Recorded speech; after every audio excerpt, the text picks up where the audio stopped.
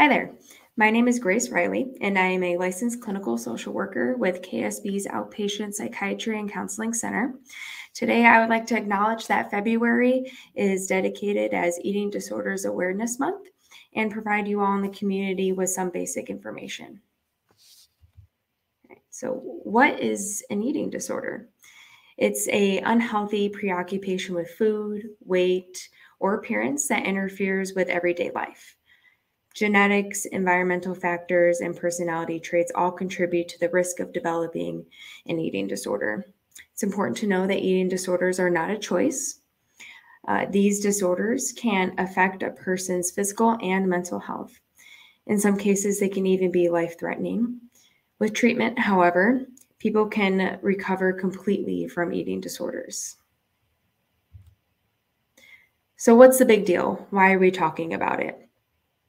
30 million people in the U.S. have an eating disorder. And I have some statistics to share with you from the National Eating Disorders Association.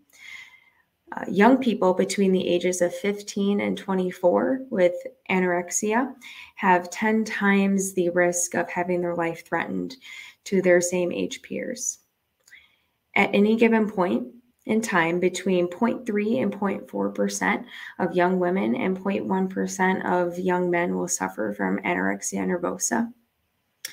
One study found that 35% of female and 10% of male college athletes were at risk for anorexia nervosa, and 58% of female and 38% of male college athletes were at risk for bulimia nervosa. The best known environmental contributor to the development of eating disorders is the cultural idealization of thinness.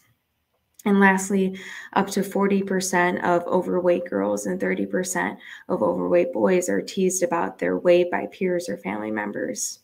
Weight teasing predicts weight gain, binge eating, and extreme weight control measures. Eating disorders affect all genders, all races, and every ethnic group. Although eating disorders often appear in the teen years or young adulthood, they may also develop during childhood or even later in life, like 40 years or older. The most common types of eating disorders include anorexia nervosa, bulimia nervosa, binge eating disorder, and avoidant restrictive food intake disorder.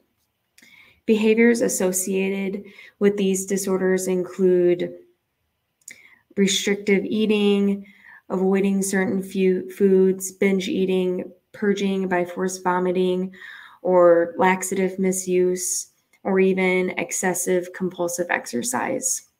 These behaviors can become driven in ways that may appear similar to an addiction.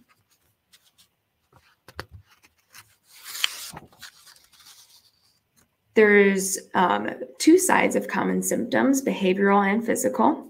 So we'll look at the behavioral symptoms first that you can look out for. And that might be an attitude that indicates weight loss, dieting, and control of food are primary concerns to that person. They may even become obsessed with weight, food, calories, and carbs. They may restrict food intake. They may do some purging. They may binge eat. They may appear uncomfortable around meal times or eating with others. They might do frequent dieting, have an extreme disordered body image, or even extreme mood swings. On the physical side, we can have noticeable fluctuations in weight gain or loss.